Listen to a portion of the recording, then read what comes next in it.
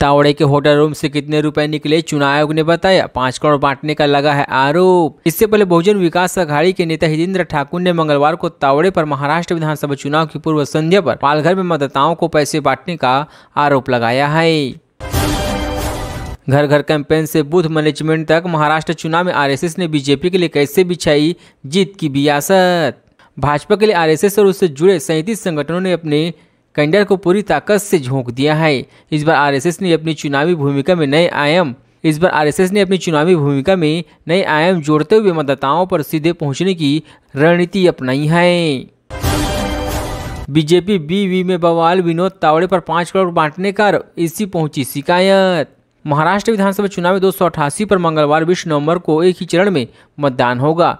ECI यानी भारत निर्वाचन आयोग की तरफ से जारी कार्यक्रम के अनुसार 23 नवंबर को मतगणना होगी। ईसीआई पुलिस जिससे मन हो उससे करवा ले जांच, पैसे बांटने के आरोप पर बोले विनोद तावड़े। बीवीए ने भाजपा के राष्ट्रीय महासचिव विनोद तावड़े पर गंभीर आरोप लगाते हुए कहा कि वे होटल में 5 करोड़ रुपए नकद लेकर आए हुए थे, जो भाजपा उम्मीदवार राजन नाईक को वितरित करने के लिए दिए गए थे। महाराष्ट्र में आज का दिन खास, voting timing, exit poll result कब तक, यहाँ देखें पूरी डिटेल्स। महाराष्ट्र में चुनाव प्रचार का सुर थम चुका है और अब 20 नवंबर को मतदान हो जाएगा। 23 नवंबर को रिजल्ट आ जाएंगे और इससे पहले एग्जिट पोल जारी किए जाएंगी। महाराष्ट्र में मतदान से पहले भारी बवाल, विनोद तावड़े पर 5 करोड़ बांटने का आरोप, बीवीए ने किया घेराव। बीजेपी महासचिव विनोद तावड़े पर आरोप लगाया गया कि वे पैसे बांटे रहे थे, जिसे लेकर बवाल मचा हुआ। बीवीए के प्रमुख हितेंद्र ठाकुर ने दावा किया कि भाजपा नेता के पास से एक डायरी भी मिली है। चाचा के सामने भतीजा दांव पर सीएम की प्रतिष्ठा, महाराष्ट्र विधानसभा के टॉप 5 मुकाबले। महाराष्ट्र में 20 नवंबर को विधानसभा चुनाव के लिए मतदान होगा। 228 सीटों वाले इस प्रदेश में महायुति और महाविकास अघाड़ी गठबंधन आमने सामने है। इसमें कई हाई प्रोफाइल मुकाबले भी है। भाजपा विधायक की बहन को 2 लोगों ने चाकू मारा, बाएं हाथ पर 3 जगह घाव हुआ, मचा हड़कंप। पुलिस अधीक्षक ने बताया कि उदास की बहन अर्चना रोड पर एक कार से जा रही थी और बीच रास्ते में रुकी थी। आनंद के अनुसार तभी पीछे से 2 लगाए और सतेफल काटा से उस पर चाकू से हमला कर दिया। मनोज बाजपेयी को जमीन खरीदने पर मिलेगा नोटिस, उत्तराखंड में इसलिए खरीदी थी प्रॉपर्टी।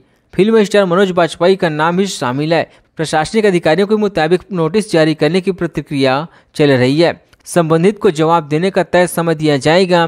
संतोषजनक जवाब नहीं मिलने पर भूमि को निहित करने की कार्यवाही की जाएगी।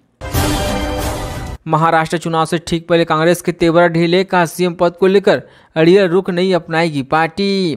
महाराष्ट्र विधानसभा चुनाव से ठीक पहले मुख्यमंत्री पद को लेकर कांग्रेस का रुख नरम होते नजर आ रही है। महाविकास अघाड़ी में सहयोगी पार्टी कांग्रेस ने कहा कि परिणाम के बाद पार्टी मुख्यमंत्री पद को लेकर अड़ियल रुख नहीं अपनाएगी।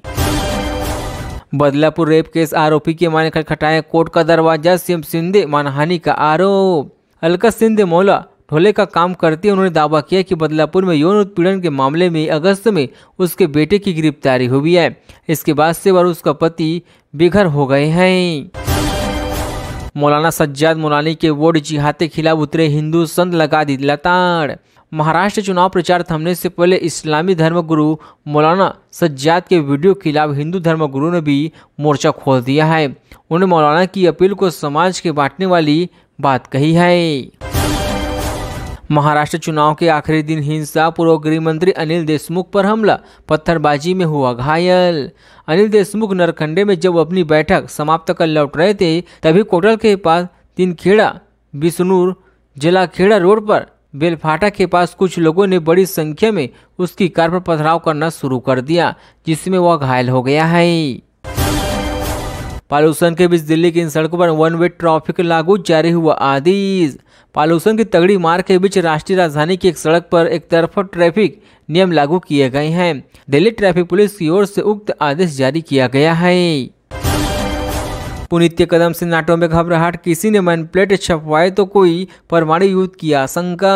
पहले यूक्रेन ने रूस में अमेरिकी मिसाइलें दागी और फिर रूस ने अपनी परमाणु नीति बदल दी। युद्ध के इस नए दौर से नाटो देशों में घबराहट बढ़ा दिया है।